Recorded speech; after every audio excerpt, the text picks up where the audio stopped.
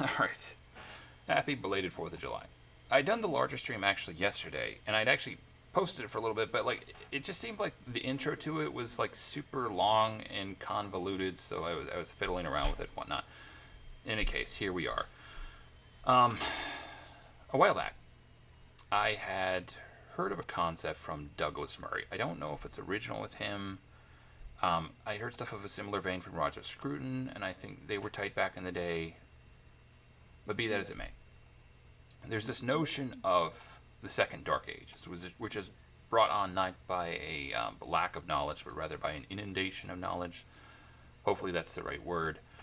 Um, but it seems like the problem we face today is finite body, finite brain, finite abilities, but an infinity of information and stimuli to deal with, or at least a myriad of information and stimuli to deal with. So the question is like, how do you cope with that? How do you um, deal with this sea of white noise? How do you eliminate information in mass so that you can focus on what you need to focus on and act in a decisive, efficacious manner? Right? In the good old days, there were naturally occurring barriers. You could think of, like, our perception was what it was. And because it was what it was, we could only see so far and only be affected by so much. Right? You could think of, I think of them as the big three, right? Isolation, insulation, and disparity, right? If a thing is far enough away, the distance mitigates the effect it has upon you. In theory, to a negligible level if it's far enough away, right? Ice or insulation, like if you're outside in the rain versus inside in the rain, if you're inside, it's a lot easier to ignore the rain and to think of it as just, it's nothing, right? If you're outside, not so much. You have to take it into account as a factor. In the same way, you could say disparity or like a size disparity would have the same effect. The ant hill that's on your porch that you step on every day when you go to work, well, it has proximity and you're not insulated from it per se, but because of the size disparity, its effect on you is negligible. Um, you can ignore it. It's nothing. Well, our idea of something and nothing is kind of weird and malleable. If, let me digress for a second. If you ever thought about it, growing up, your idea of everything and nothing was that like your hometown, your parents, your siblings, your school, and your friends. That was everything at that point in time, and everything else was nothing. Right? It was something you could safely ignore. Although that, I guess, nothing isn't only just that which you can safely ignore. I think it also would denote what you consider like non-existent entities, maybe as well as like an observable abscess in reality. Like those two would kind of come to that as well. Anyways, where was I? All right. So we had these naturally occurring barriers, but with the march of technology, we are circumventing these barriers, right? Distance, we're coming up with stuff that augments our perception and sight. Like, you get the point, though. And I think along with that, there's this maybe false notion that we should worry about all of these things that maybe we don't necessarily have to worry about, that we should focus on all these things that maybe we shouldn't necessarily focus on. So how do you deal with that? How do you segment infinity into digestible bits that you can, eliminate and like according to what algorithm do you take a more proactive approach to like a self-imposed isolation? That seems to be the problem of the day. Anyways, hopefully that made sense. All right, we have some stuff to look at. I'm going to be reviewing a video from Mike Jones, aka the baby-faced apologist. Doesn't matter if you have a goatee, man. You still look like a kid. All right. Inspiring philosophy, for the record. All right. I'm going to get my computer glasses on. For the record, these are not prescription. They're just computer glasses. Why am I saying that? I don't care if you think they're prescription.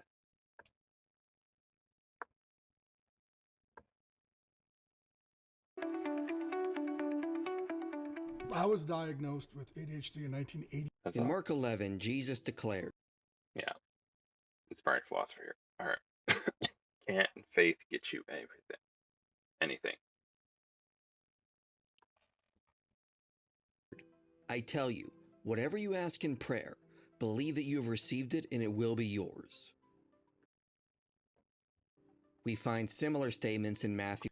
It says the whole whatever you ask in prayer, it seems like there's kind of maybe an asterisk attached to that in my humble estimation. There's this for a second. All right. Never mind. I did not activate the window. Okay. Let's go again. You guys see the first little bit here. Yeah. In Mark 11, Jesus declared, I tell you, whatever you ask in prayer, believe that you have received it and it will be yours. All right. Yeah. Well, like I said, it seems like there's a little bit of an asterisk attached to that. You could argue the point, and I would, that God, well, put it this way, I don't think God lacks the ability to do anything, but I think you could argue that God, as much as we are, is a slave to himself, right? You could sit across the table from someone and say that I have the ability to try and reach over this table and try to strangle you. That's where my mind went. Don't think too much into it, yes. But you have the ability to do this, the physical ability to do this, but you won't do it, right? And insofar as God is immutable, there are certain things that he will never do. So it's like a functional impossibility, right? So this is kind of like, again, anything asterisk, right? We find similar statements in Matthew and John. The problem is, Well, it's like you could also put in terms of, okay, so a person says, ask me anything. There are also assumptions inherent in that, like, don't ask me to murder someone because I don't want to do that. But it's actually, there's a Whitest Kids You Know video where a kid gets a genie, and he's kind of a degenerate. So, he has the genie kill his um, teacher, he has the genie help him essay a girl, and he has the genie help him become president. Yeah, so it seems like if God gave us, if that was just like a literal statement, just ask me anything and I'll give it to you, you would end up with maybe types of situations like that. Uh, so I don't think that'd be super great. Not a super blithe thing to happen. I'm sure you can think of. What's it? Whatever you ask in prayer, receive in faith. Whatsoever you ask in my name, this I will do. Father may be glorified. Many things that you have asked for in prayer and have not received from God. But the verses suggest that we should be able to ask for anything and receive it. Non-Christians use these verses to claim Jesus is a liar. When I was a Christian, I asked so many things in Jesus' name. I had faith. I had so much faith. And those A little glazing of themselves, but all right. things just didn't happen. If you're a Christian and you've ever prayed, No, it's a saying, a colloquialism, not a colloquialism. Maybe that is what it is. I don't know. A platitude. If God does everything we say, then we're God, and He's our servant, right? Like the dynamic completely shifts. If God does everything we want, then like it kind of defeats the point. God is the smart one here, right? He is literally the smart kid here. Like, so yeah, ask me anything and I'll give it to you. Yeah, in feels Jesus' like there's a proper perspective to have on that. Those verses that go like that. name, and those things didn't happen, why don't you consider Jesus a liar? All things for which you pray, they will be granted you. The guarantee is outright. If one asks, one receives. Mm. The fact that Jesus' prayer-related guarantees are outright and unqualified aggravates the problem of unanswered Again, you're assuming that God can do everything. Maybe not again. prayer. But Maybe not. as it typically is with issues like this, we cannot interpret the Bible as if it was written with our cultural expectations in mind. Jesus' statements were not meant to be understood as if we could demand anything from God that we desire, and the biblical context demonstrates this. Hey, fancy new logo. Hey, if you Look at live it. in one of these cities Love. right here, why don't you own an apartment building? Seriously, let me show you a. Let's first look at another passage in Mark. In chapter 6, we read of John the Baptist being beheaded at Herod's birthday banquet. Before this happened, Herodias' daughter danced for Herod and his guests. And Herod was so pleased that he said, "Whatever you ask, I will give you, up to half of my kingdom." The question we may be tempted to ask is, why didn't she immediately start drawing up borders of her new kingdom, and instead only asked for John's head? Why not take half the kingdom if that was a literal offer? Because it went without being said that I it would was take half the hyperbolic, Well, I not don't know. Might be more of a pain in the neck, but yes, I probably would have. literal.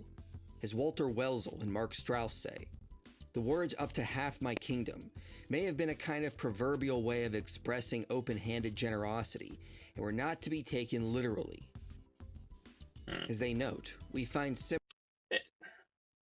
You see this issue, I think, a lot with people who are critiquing the Bible, where they take like a hyper forensic perspective of the Bible, like a hyper literalistic forensic lens to it, and they interpret it in ways that you would never, if you were just in a conversation with someone, that you would never take it. And it seems like, well, you could argue that because it's been preserved for so long, you think of it as this ostentatious thing, like it was just like this gathering of leaders, when literally it was just people talking with their friends of the day. At least with regards to Jesus, he was talking with his disciples, he was talking with. So I don't know to what extent there was like a super, like a high degree of formality there, right? A lot of these were probably somewhat casual conversations, and to take that lens to them, I don't think it's a smart thing to do. similar language in the Hebrew Bible. Offering half of one's kingdom was an expression which meant that a person wanted to bestow a generous gift. But it came with the understanding that the gift had to be within reason. They could not actually expect half of the kingdom. A similar meaning was understood in the culture when it came to Jesus' statements that we could ask for anything. There's actually another weird kind of dynamic to this. I think there's actually a law about this, but that when you're signing the contract, I have read and agreed to the terms and service and whatnot, that they can't put a whole bunch of weird stuff in there, because that would be really, really bad if they could say like, oh yeah, you've promised me your land and your house because you read this contract and said I agree to the terms and service. All right, you could, like, I think they have a law that says you can't just put stuff in there, or if it's unreasonable or stuff like that, I assume it can be ignored, right? Give me your firstborn child or something like that. Not that they would ask for that. Corporations aren't really, they don't play like that. It would probably be something more white collar crime, if they were to do so. And it would be given to us. Given that Jesus is king, his statements were understood with the same hyperbolic meaning of a king granting favor to his loyal followers. It is not that Looks like Javier Bardem. Jesus was claiming he was a genie and he would grant our every wish. He was saying that as our king, we, his disciples, can ask for anything that would be in accord with his will. This, of course, makes sense with the teaching style of Jesus, as he often spoke in hyperbolic language. As Awesome James T. beard. O'Connor said, Jesus often spoke in hyperbolic language, which very few would interpret as being his final or full word on an issue. No one says Jesus was speaking literally when he said we need to get the log out of our own eye, or that the Pharisees Or chop off your hand If your eye offend you, pluck it out. We're straining a gnat and swallowing a camel, or that we would always What the? Straining out a gnat. Oh, I didn't even know that was a thing. I need to look that one up sometime. I knew the log one. Let your cloak as well. have to give up our clothing if someone demanded it. These are hyperbolic statements meant to drive home a deeper meaning. With the last one, Jesus is saying that we should make an effort to be generous and go above and beyond what is required. It isn't a command to always be taken advantage of. If we look at the full context, A point could be argued that allowing a bad person to do bad things, even if you're heaping coals of fire upon their head, that is a thing. Like being kind to someone who's been mean to you is a thing. But, allowing people to do bad things and continue doing bad things, it's not good for them either. At some point, they might get into trouble that, like, they're going to look back and say, dude, you could have stopped me. Like, as a child, especially, that's what would happen. Like, you need to stop that as much as possible, especially if the effects themselves are bad and they don't. Never mind. Point being, stripes of a friend, kisses of an enemy. Okay, that's from Proverbs. in Mark, in the parallel passage in Matthew, we see hyperbolic language and imagery that was typical for Jesus. For example, he said, "Truly I say to you, whoever says to this mountain, be taken up and thrown into the sea, and does not doubt in his heart, but believes that what he says will come to pass, it will be done for him." That would be super weird if people were just throwing mountains into seas. Hello? No, I'm downstairs.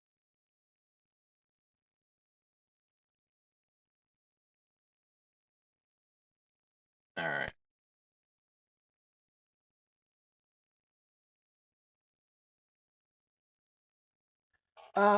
Not necessarily. You'd gotten the mushrooms and stuff.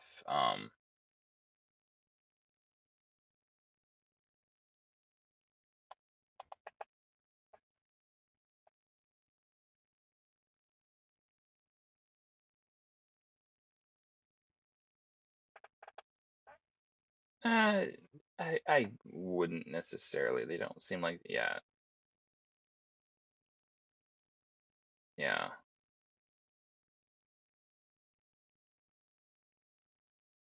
You could try that, but yeah.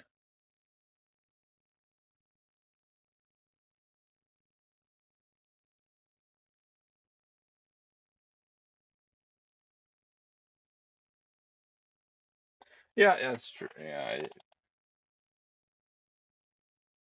Mhm. Mhm. Yeah, we can try that.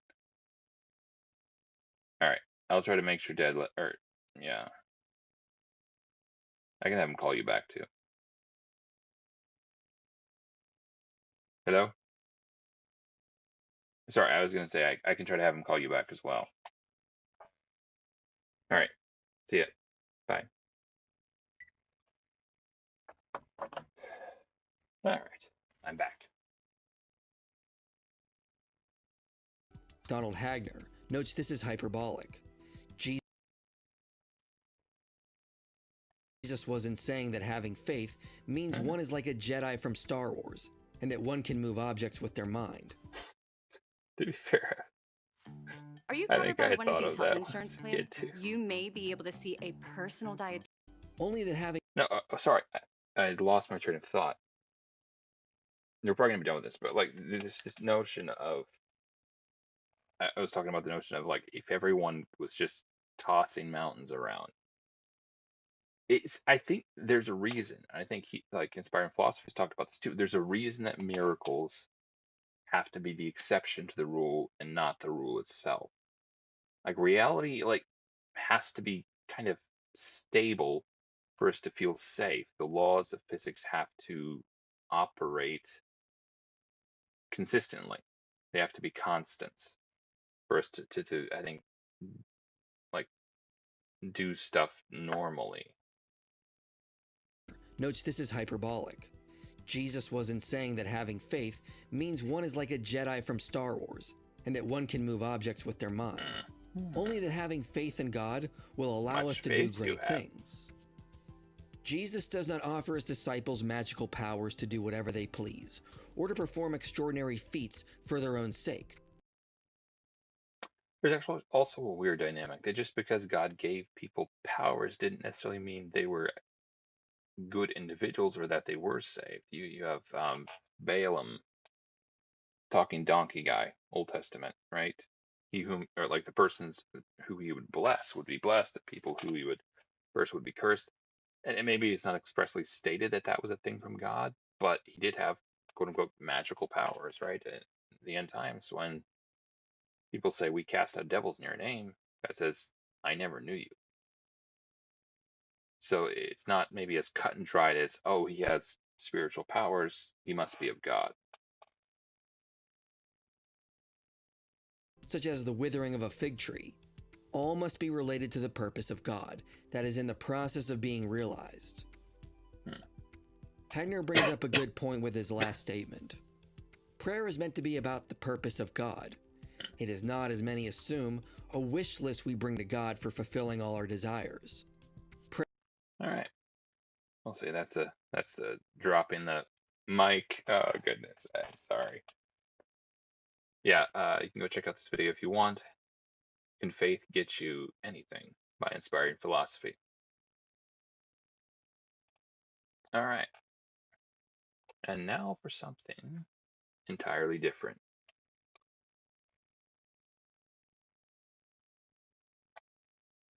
Fireworks facility. I thought this was in the spirit of the holiday.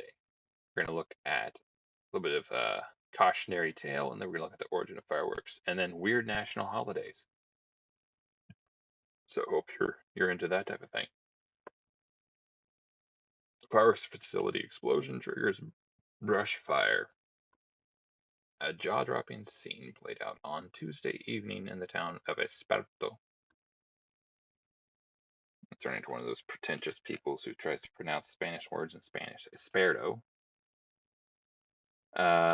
Everyone within a mile of the blast was ordered to evacuate. The explosion triggered a brush fire that spread rapidly to dozens of acres in Yolo County. All right, that's kind of funny. Watch this video for the latest information. What video? Oh, here we go.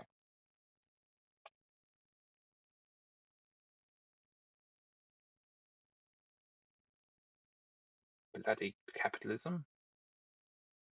Come on.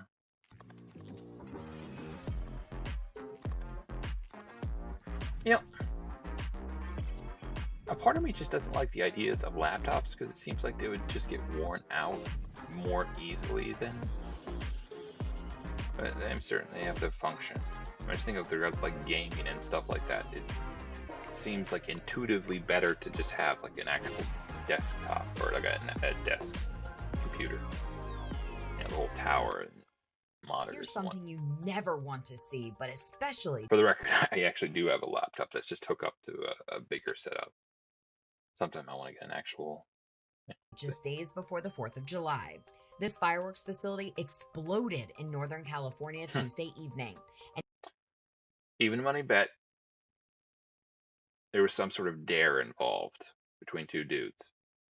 Just saying, that's what happens when guys get alone. you can clearly see the fireworks going off as the flames lit them. The good news, no injuries have been reported.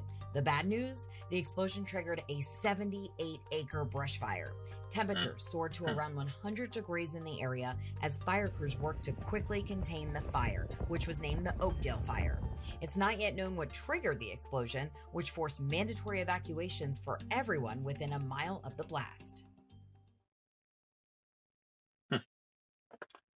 Yeah. Be a hero the next time the power goes out with a champion portable power system. This thing is silent, emission-free, and pray for those people, I guess. Indoor use. I could power my laptop over Southeast 30 coast. So this times was recharging it. I could also recharge my phone over 100 times. Now this isn't just for emergencies though. Oh, never mind. That's something else. You can Is use it? this for. Oh yeah, I went to a different page actually. Yeah. All right, fireworks. Redirect. Fireworks redirect. Yeah, blah, blah, blah, for the song from Katy Perry. All right. Baby, you're a firework. Low explosive pyrotechnic. France. Bastille Day. Okay, that's actually one I want to look up. I've heard that one before. All right. We'll have a bonus round that involves French people. Silent firework displays are becoming popular due to the noise effects traumatizes. Oh my goodness! What the Harry? What the Harry is this? However, these are not a new type of firework. They are not completely silent. This display, which simply excludes large, spectacular, noisy fireworks. That's the whole point. And make greater use of smaller, quieter devices. History. All right, here we go. That's kind of it. Pasagalia fireworks. So, oh, is that just like a firework on the end of a stick or something? That's kind of interesting. Like a gigantic sparkler. The earliest fireworks came from China during the Song Dynasty in 1960 to 1279, 1279. Fireworks were used to accompany many festivities in China. Pyrotechnics were respected for their knowledge of complex technique in creating fireworks and mounting fireworks displays during the Han Dynasty. 200 BC or 202 BC to 220 AD, people threw bamboo stems into fires to produce explosions. Hey, sounds like something I would do. In later times, gunpowder packed into small containers was used to mimic the sound of burning bamboo. Exploding bamboo stems and gunpowder firecrackers were interchangeably known as baoju or baogan. Baojan. Oh, come on, stop being pretentious. During the Song Dynasty, many people manufactured the first firecrackers, comprising tubes made from old sheets of paper containing gunpowder and a fuse. They are strung these firecrackers together into large clusters known as bian. When we were kids, I think we would cut them apart into smaller things. At least my older brothers would throw them at each other for the. You would light them, and well, you wouldn't necessarily throw them at each other, but they would do it occasionally, I think. Actually, one of my cousins got a hole blown in his shirt with it. They were black cats, so pretty small. They would even do this thing where they would like hold it by the very bottom and light it and let it go off in their hand because the bottom part of it doesn't actually explode, I think. Bien whip or bien pao whip cannon. That the firecrackers could be set off one by one in so close sequence. By the 12th century, and now by the 12th and possibly the 11th century, the term baozhang used to specifically refer to gunpowder firecrackers. The first usage of the term was dreams of glories in eastern capital. Common folk would purchase fireworks such as firecrackers from market vendors. Grand displays of fireworks were also known to be held. In 1110, according to the dreams of the glories of eastern capital, a large firework display mounted by the military was held to entertain Emperor Huizong of Song. So yes, very venerable history. Now, let's see what I want to do. Appreciated Dragon Day. Quitter's Day. That one sounds fun.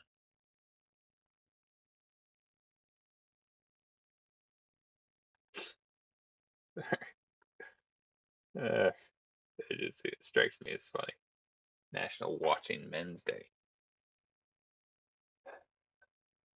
Measure Your Feet Day. Belly Laugh. Bubble Wrap. Curmudgeon's Day. Alright, we'll go with those. Appreciated Dragon Day, January 16th, 2026.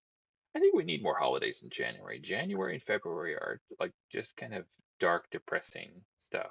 You're kind of after the holidays, and you wait a minute. Valentine's Day is in there, right?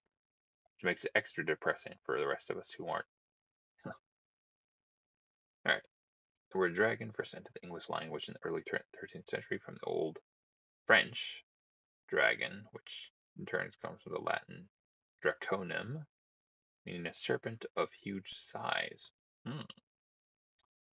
I wonder what point the whole notion of like a westernized dragon, because like Chinese and Oriental dragons are still just like they don't really have, they might have legs, but they don't really have like a wings in the way we would think of them in the Western mythology, kind of a Lord of the Rings type mythology. I assume that's, like I said, I don't know when the whole thing of it, like the kind of the design of it came into being. Since then, dragons and dragon motifs have featured in many works of modern literature, particularly within the fantasy genre. Appreciated Dragon Day was created in 2004 by Donita K. Paul. The author was promoting the release of her novel Dragon Spell, which is part of a 5-book series. This book, about a former slave that changed their fate and is savior of dragons. The celebration of dragon literature as well as literacy. Okay, this one sounds kind of effeminate. Oh. Right. Quitter's Day. Quitter's Day is held on the second Friday of January. This year falls on January 9th. The tradition of setting the New Year's resolution begins on 4,000. This one sounds based 4,000 years ago with the ancient Babylonians. For them, the year did not begin in January, but in mid-March, on the first moon after the spring equinox. Quitter's Day is set aside to recognize those who set New Year's and fail to achieve them, and to encourage and equip them to try again and ultimately succeed. Yeah, hey, to point out people's failures makes them ashamed to quit. Shame. I mean, to bring back shame culture, man. Research has shown that people quit their resolutions for the year by the second Friday of January.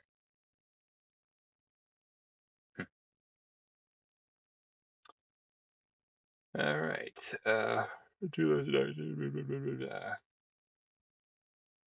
Moving on. National Men's Waters Day. On January 8th is for women or anyone who wants to participate in the fun, albeit strange activity of watching men. So if you want to be a creepo, do it on January 8th. Whether it's at home, at work, in the gym, at the gym, or even along the streets, this holiday is all about observing the male species as they go about their business. It's fine to observe them subtly or directly. Ladies are this kind of incitement to harassment or something, or voyeurism, not voyeurism. What's it called? Paparazzi? It's a word for this. Ladies are frequently stared at openly, but today the tables have been turned. Oh, come on, there was a word. I had it on the tip of my brain. Ogling. Maybe that's the word I was thinking of. Leering. Leering was the word I was thinking of. And men become the object of scrutiny. Yeah. Take it in, ladies. History of ladies. There's a special holiday for you to give men a taster of their own medicine. On National Men Watchers Day, women get to do the hooting and hollering. Oh, goodness. It's the ideal opportunity to admire the physical qualities of men without fear of judgment. There's no account of the creator of this holiday, but one thing's for certain: the creator must have been a huge admirer of men. The day can be celebrated by anyone in any location where men could be found. However, because because it is January, the chances are that you will be able to catch a glimpse of more of them inside, such as in a bar or a mall. All right. Curmudgeon's Day. Give me a second. I want to grab some water here.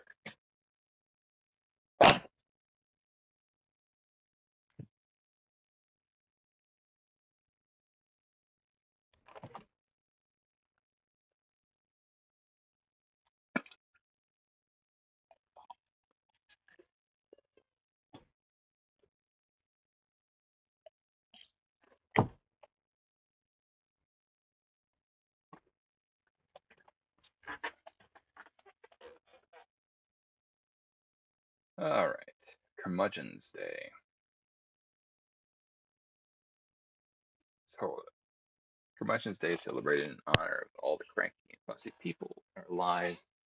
Picture Oscar the Grouch, Mr. Mooney, and Lucy shows. An old lady from the Lucy shows. The old lady at the cashier, or your grandfather sitting on his porch, and then blow them a kiss. They have this fun on this fun and interesting holiday. What the origin of this one was. The word curmudgeon is defined by the American Heritage Dictionary as an ill-tempered, disagreeable, and quarrelsome person. We disagree with the curmudgeons in our lives the entire year, right? We honor them on Curmudgeon's Day. I think the connotation is like an older person who's ill-tempered, like kind of senile almost. I think that'd be the idea.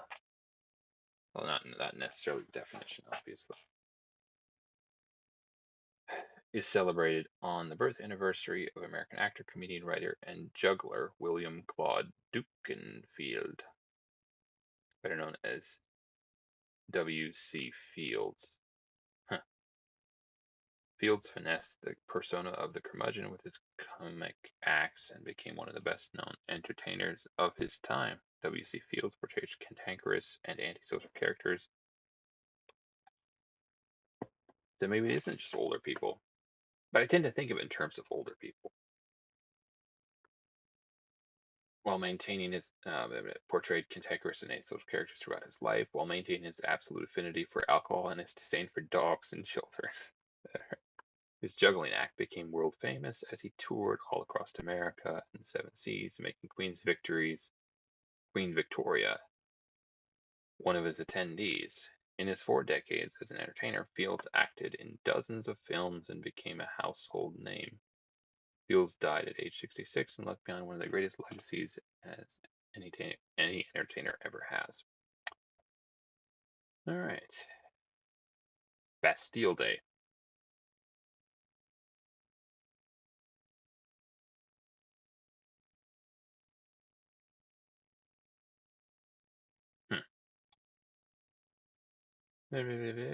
Bastille Day is the common name given in English-speaking countries to the National Day of France, which is celebrated on 14th. On July 14th, I assume they got those mixed up. Unless that's the way they say it in France. Oh, they didn't deserve independence or freedom. 14th July each year. This refers to legally and commonly as Le 14 Juillet.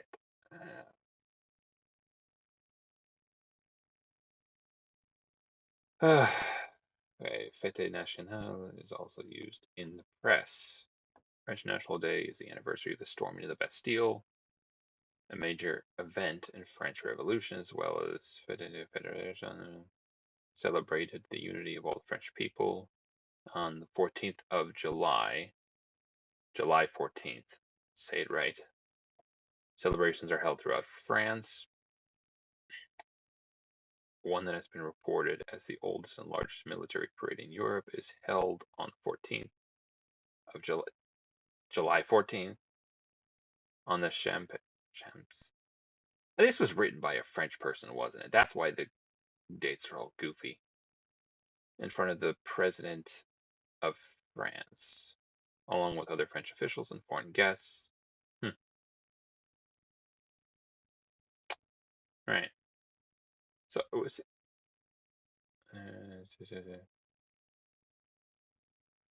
On July 11th, Jacques Necker, the finance minister. Okay, so wait, all right, let's start from the beginning here.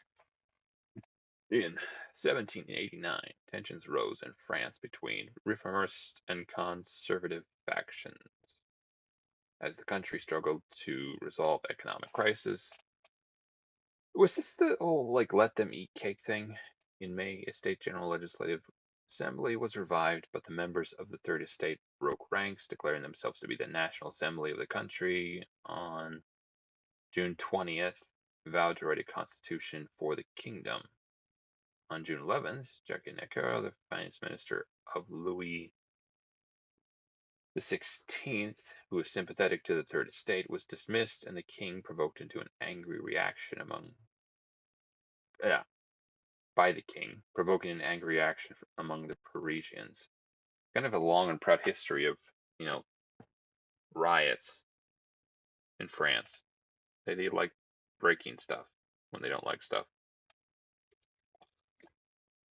Crowds formed, fearful of an attack by the royal army or the foreign regiments of mercenaries in the king's service and seeking to arm themselves. Early on July 14th, the crowd besieged the Hotel des Invalides.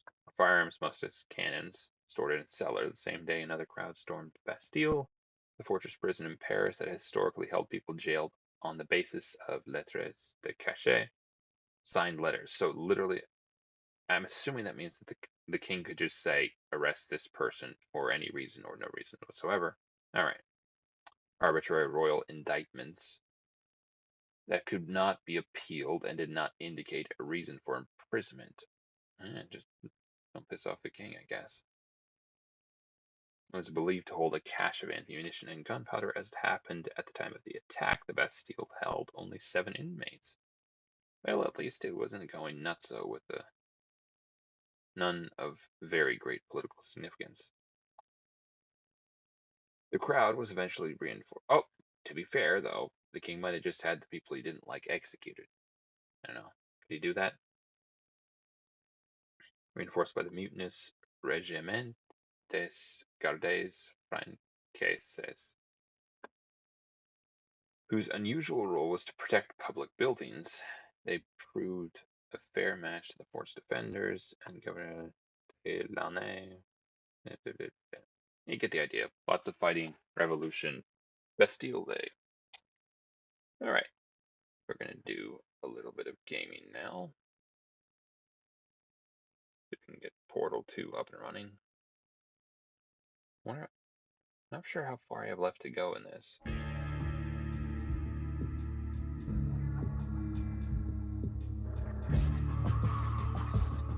Alright.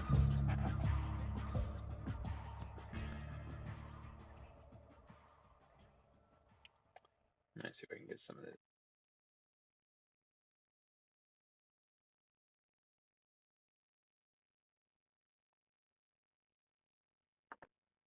Desert ambient music going here. Alright.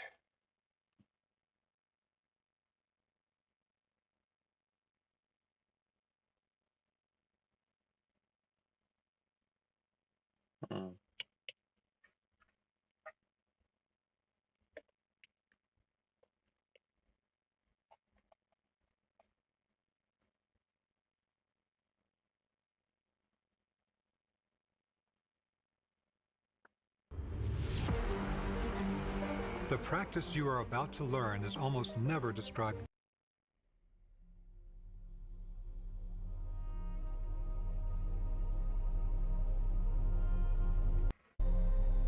Oh. Unsettling. It's weird how different types of music are just kind of weird. Like they give you like a strange feeling. Maybe that's different for different people. I find certain types of piano music to be very unsettling. Just kind of ghostly, almost. In a way that's unappealing to me. Not that many ghostly things are.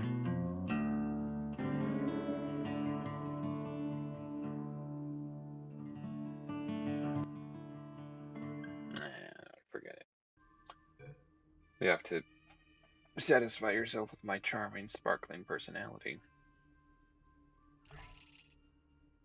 Just a little bit. Make sure this is...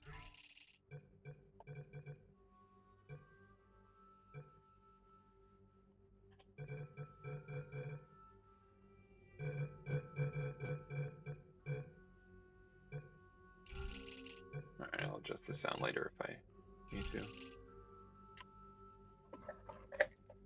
It seems a little bit quiet. Hopefully that didn't affect the videos.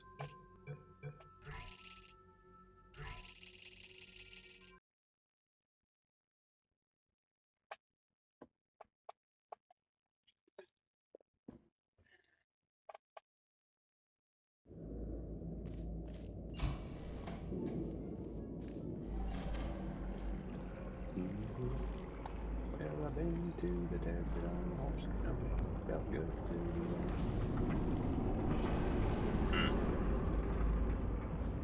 felt good to be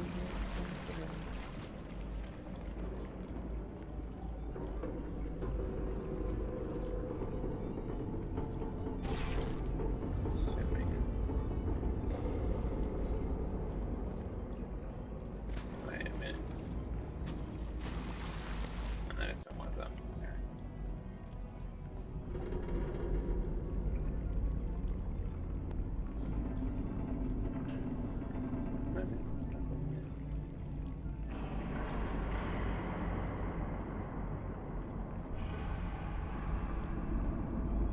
So I'm supposed to someone get up there.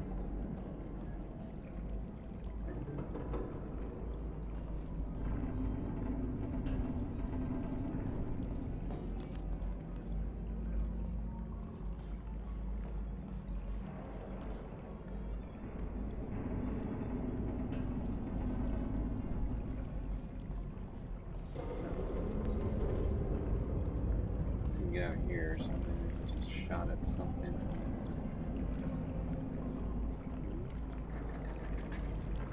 Huh.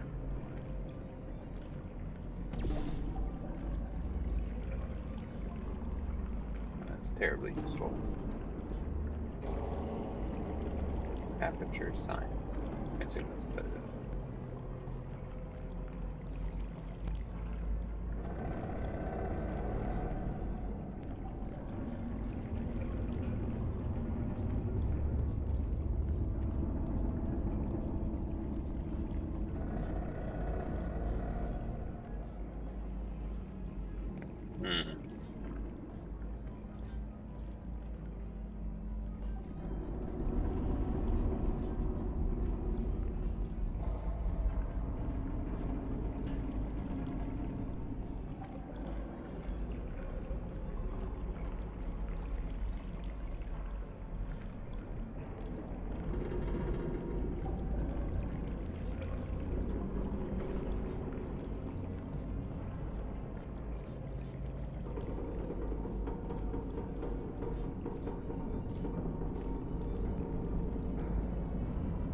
I'm assuming you don't jump into that stuff either. Oh, hold on. Hold on. Get a better angle on it.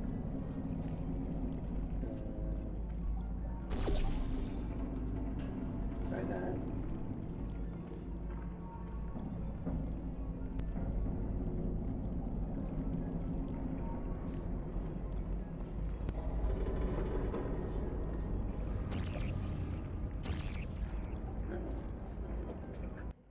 We're back.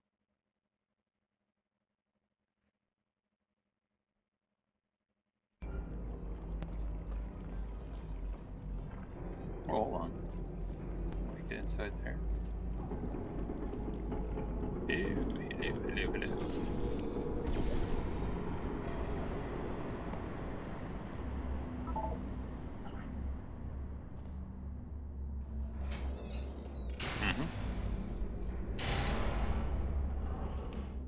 Hello. Welcome to Amateur Science. Astronauts, war heroes, Olympians, you're here because we want the best. And you are... Still seems low. Are it. So, who is ready to make some science? I am. Now, you already met one another on the limo ride over, so let me introduce myself. I'm Cave Johnson. I own the place. That eager voice you heard is the lovely Carolyn, my assistant. Rest assured, she has transferred your honorarium to the charitable organization of your choice. Isn't that right, Carolyn? Yes, sir, Mr. Johnson. She's the backbone of this facility. Pretty as a postcard, too. Sorry, fellas. She's married. To science. To science. Sounds like J.K. Simmons or something. I'm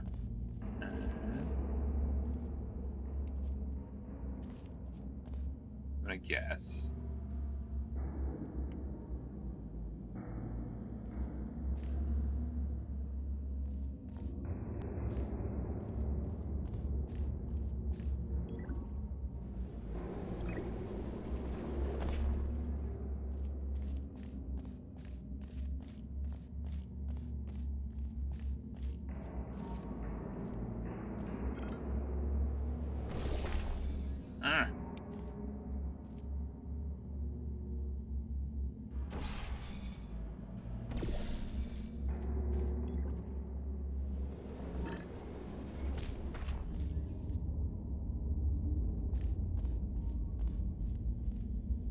So we need orange one coming out of here.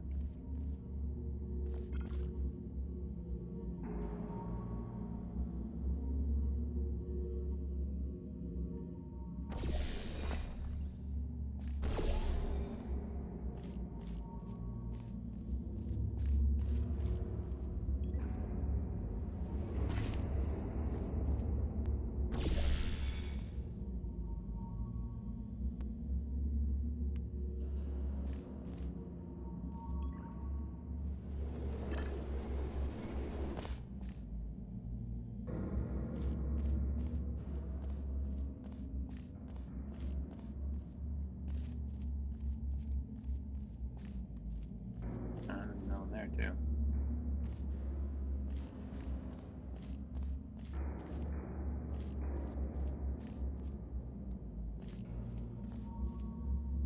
So.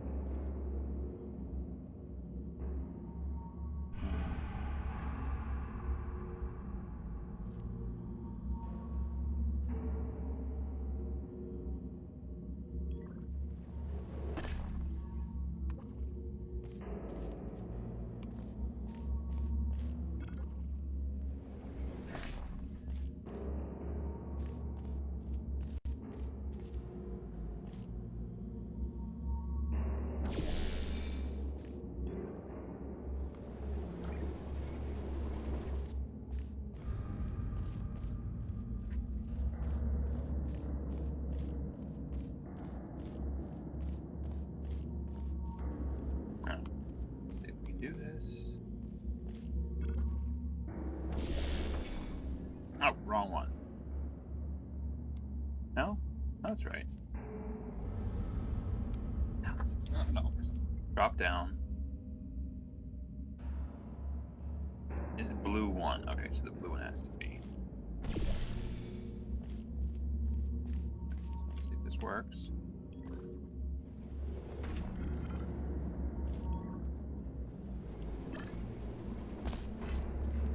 Alright.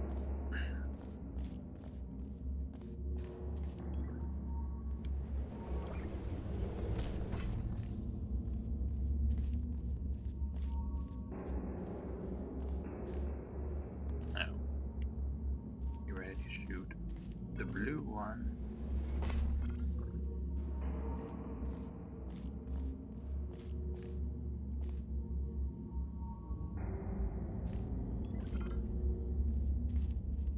Am I going the wrong way?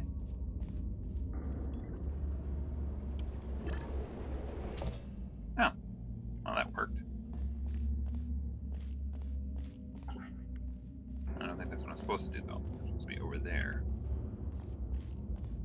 Look around up here for a little bit though.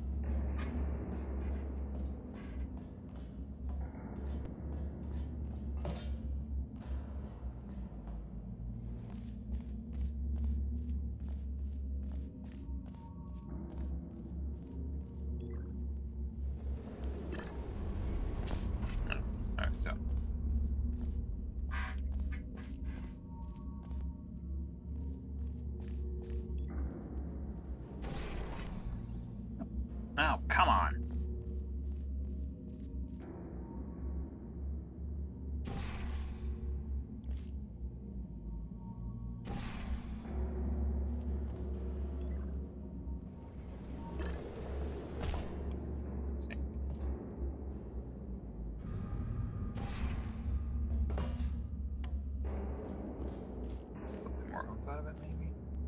think we have to go all the way through there.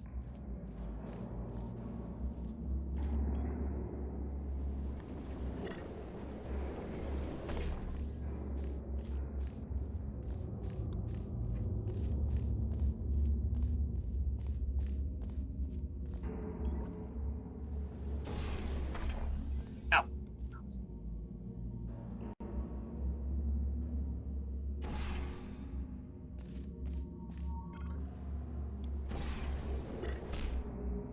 One time I hit it.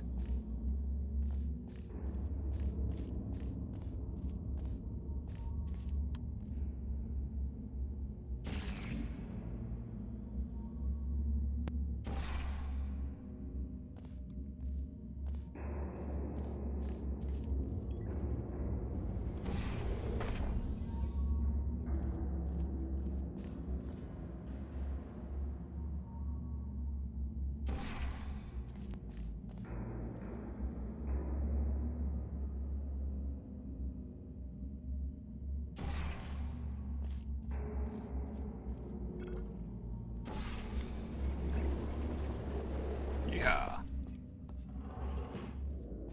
There's 1,000 tests performed every day here in our enrichment spheres. I can't personally oversee every one of them, so these pre-recorded messages will cover any questions you might have and respond to any incidents that may occur in the course of your science adventure. Your test assignment will vary depending on the manner in which you have bent the world to your will. Those of you helping us test the repulsion gel today, just follow the blue line on the floor. Those of you who volunteered to be injected with praying mantis DNA, I've got some good news and some bad news. Bad news is we're postponing those tests indefinitely. Good news is we've got a much better test for you. Fighting an army of mantis men. Pick up a rifle and follow the yellow line. You'll know when the test starts. I was just saying that dude looks like the dude from 18, the new movie. Well, it's a new movie. The less old movie. Yeah, the old one was actually a show. I know, Liam Neeson, Bradley Cooper, and that dude. That's who that Cave Johnson guy looks like. And I am making my way back up. Why don't you join me at the top? Why don't you join me? That's not working.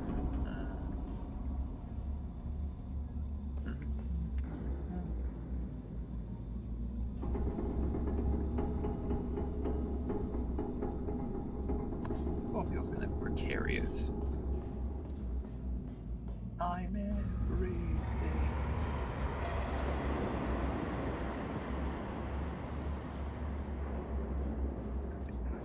Something I'm missing here. That's where I need to get.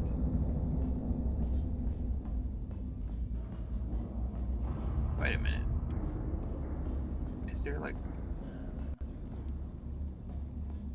that would be the case, right?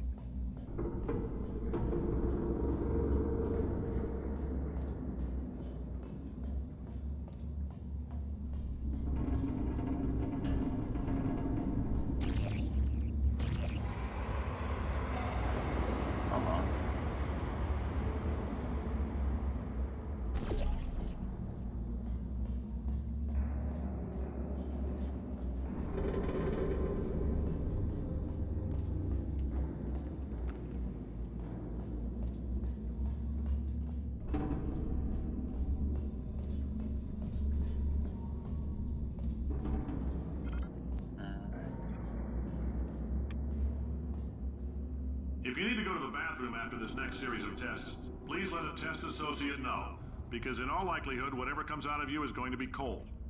Only temporary, so do not worry. If it persists for a week, though, start worrying and come see us, because that's not supposed to happen.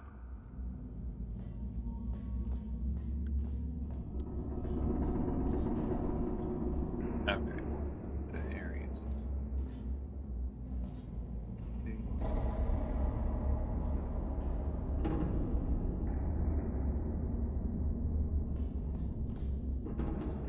If you've cut yourself at all in the course of these tests, you might have noticed that your blood is pure gasoline. That's normal. We've been shooting you with an invisible laser that's supposed to turn blood into gasoline, so all that means is it's working. Uh-huh.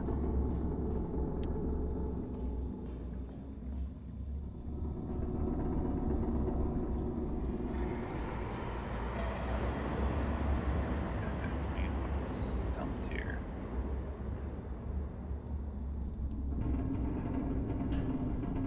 Unless you're supposed to, like, somehow...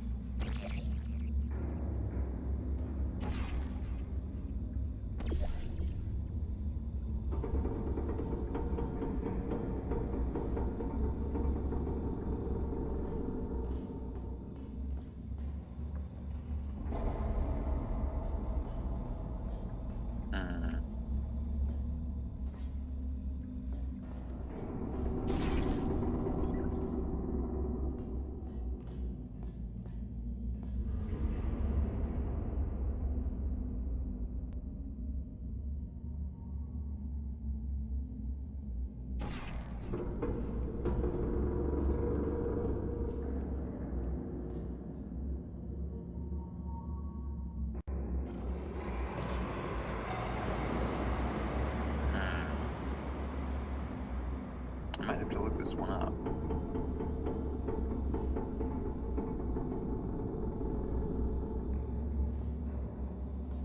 I'll go downstairs here for a little bit, see if there's anything else I'm missing. I mean, I assume there's some.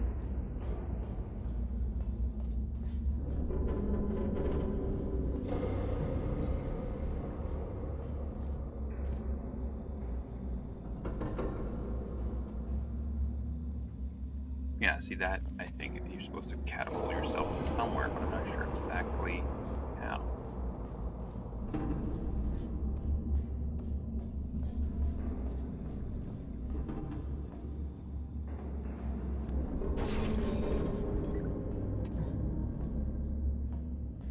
That is not in line with it at all.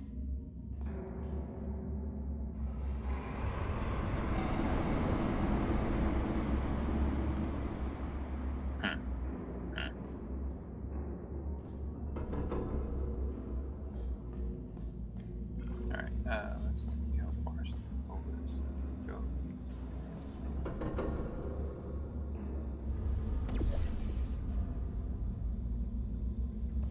Does that look about right? Nope.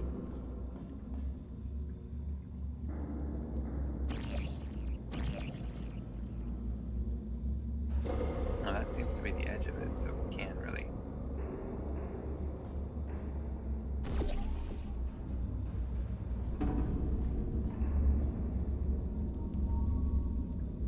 It's not gonna work.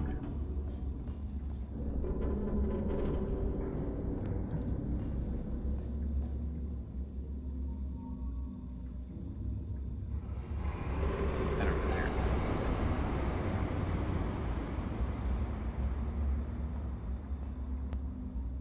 I think we're supposed to get to that thing, but I still don't know exactly how we're supposed to do it.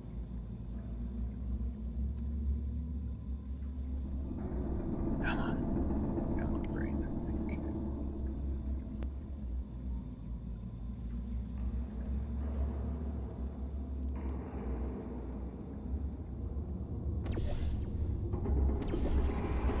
Oh, the hairy idiot. I thought that was just maybe it was glitching out and thought that was the light. Idiot. That should be about right.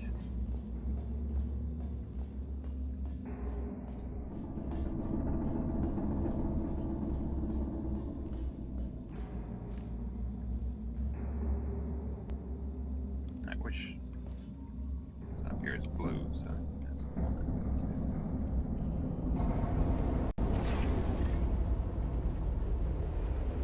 Yeah.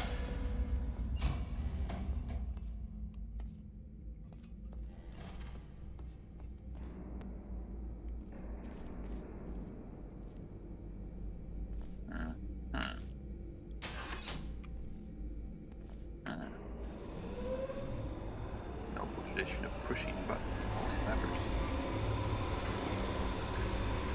Creepy. Good job. Good.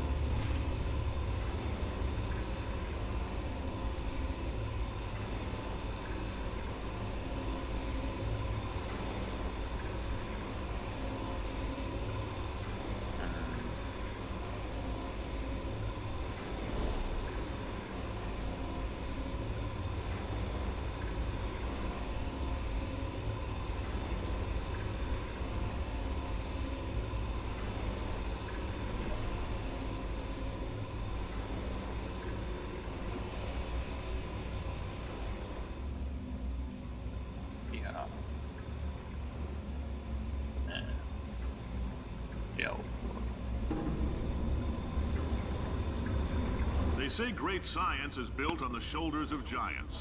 Not here. At Aperture, we do all our science from scratch. No hand-holding.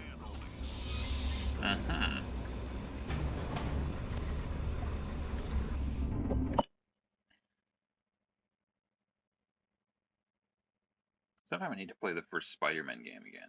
I loved his J.K. Simmons, what is his name? J. Jonah Jameson podcast type thing. All right, let's get started. This first test involves something the lab boys call repulsion gel. You're not part of the control group, by the way. You get the gel. Last poor son of a gun got blue paint. All joking aside, that did happen. Broke every bone in his legs.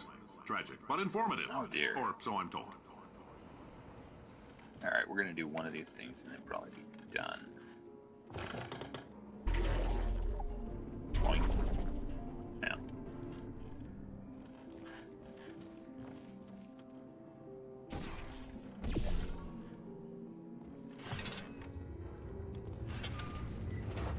Okay, is there a cube somewhere?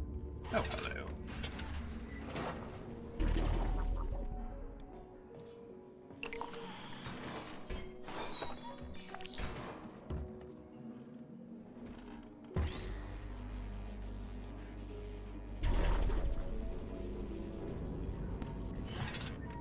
It's gonna have like retro cubes or something. I like it.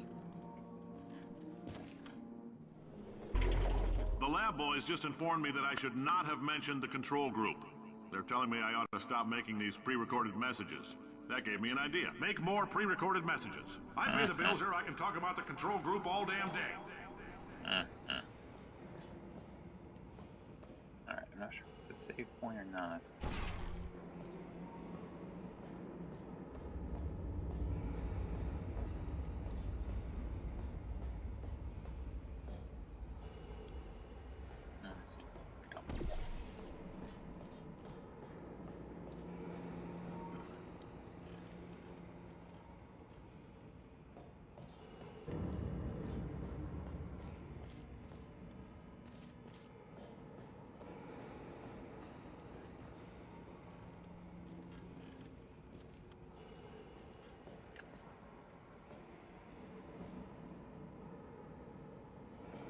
For this next test, we put nanoparticles in the gel. In layman's terms, that's a billion little gizmos that are going to travel into your bloodstream and pump experimental genes and RNA molecules and so forth into your tumors. Now, maybe you don't have any tumors. Well, don't worry. If you sat on a folding chair in the lobby and weren't wearing lead underpants, we took care of that too. A delightful person.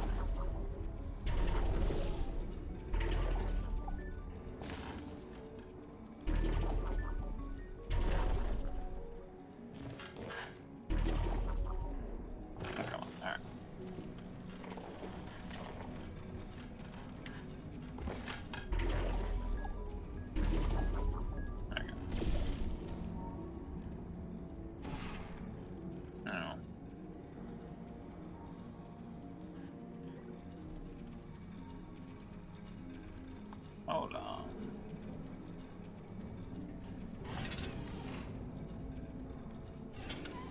Yeah, okay. There we go.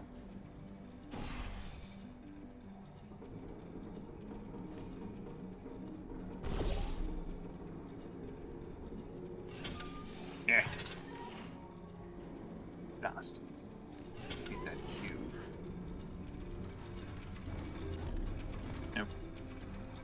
Hello.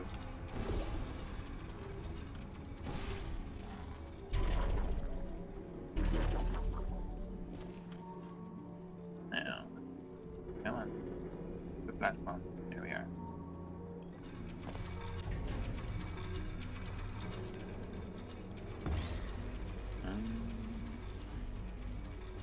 Out in the darkness. Now,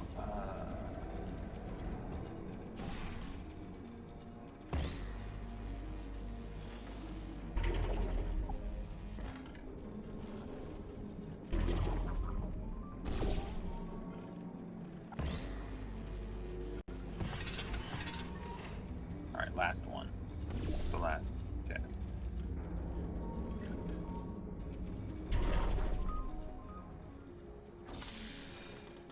What? Like, is it gonna save there or not? Is it manual? Alright. Huzzah. Alright, you guys have a good day. Happy 4th of July. Spend it with people you can, stand to be around and such like.